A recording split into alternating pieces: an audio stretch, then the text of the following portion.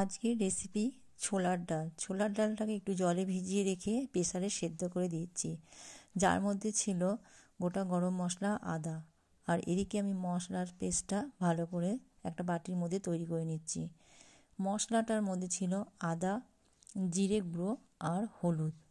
এই মশলাটা বাটিতে তৈরি করে রাখলে আমার একটু সুবিধা হয়, তার জন্য একসাথে নিয়ে নিয়েছি। আর একটু ভিজিয়ে রেখে দিলে টেস্টটাও বেশি ভালো হয়।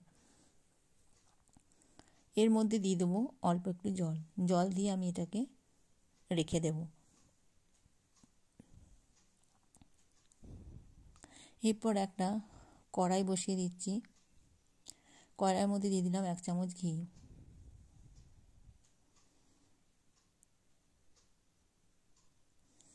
ঘিয়ের মধ্যে দিয়ে দিলাম কুচনো নারকেল কুচি।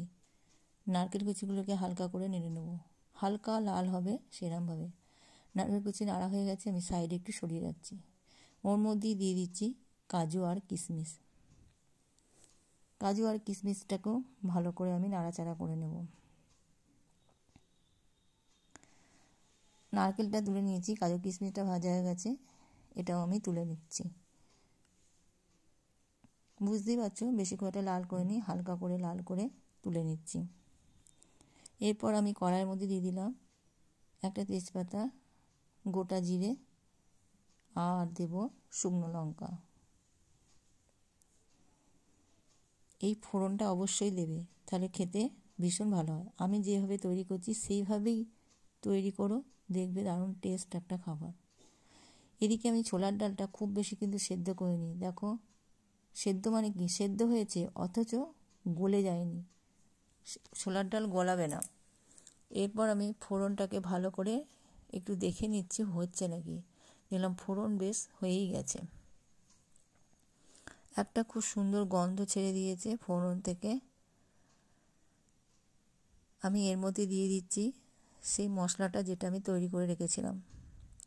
ওই মশলাটা দিয়ে এবার একটু কষাতে হবে, যতক্ষণ না তেল ছাড়ে ততক্ষণ কষিয়ে নেবে। আমার তেলটা ছেড়ে গেছে দেখছি। এরপর আমি দিয়ে দেবো এর মধ্যে সেই যে ভাজা মশলাগুলো ছিল, মশলা নয়, যে ভাজা কাজু বাদাম বাদাম নারকেল ছিল, ওগুলো একটু ভালো করে নেড়ে চেড়ে নেব। নাড়াচাড়া হয়ে গেছে, আমি এবার সেদ্ধ করা ছোলার ডালটা এর মধ্যে দিয়ে আর একবার ভালো করে নাড়িয়ে নেব। ছোলার ডালটা দিয়ে দিলাম।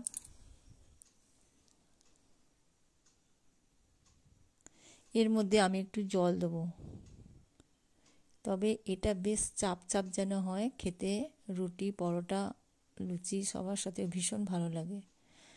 তার মধ্যে দিয়ে দিলাম অল্প পরিমাণে নুন, পরিমাণ মতো। আর মিষ্টিটা অবশ্যই দেবে, পরিমাণ মতোই দেবে। মিষ্টি দিলাম, মিষ্টিটা দিলে ছোলার ডালটা খেতে বেশ ভালো লাগে। এরপর আমি আবার একটু জল দিয়ে দেবো, কারণ এটা বেশ শুকনো শুকনো হয়ে যাচ্ছে, সেজন্য অল্প একটু জল দিয়ে দিলাম। ছোলার ডাল আমার রেডি। তবে যখন নামাবো তার আগে আমি দিয়ে দিচ্ছি ভাজা মশলা। ভাজা মশলাটার মধ্যে ছিল জিরে, ধনে গুঁড়ো আর শুকনো লঙ্কা, একসঙ্গে ভেজে এটা গুঁড়ো করে রেখেছি। মশলাটা দিয়ে দিলাম। তারপর দিয়ে দেবো একটু গাওয়া ঘি নামানোর আগে। গাওয়া ঘি দিয়ে ভালো করে নাড়িয়ে চাড়িয়ে আমার তৈরি হয়ে গেল ছোলার ডাল। ভিডিওটা ভালো লাগলে অবশ্যই লাইক করবে, পাশে থাকবে বন্ধু হয়ে।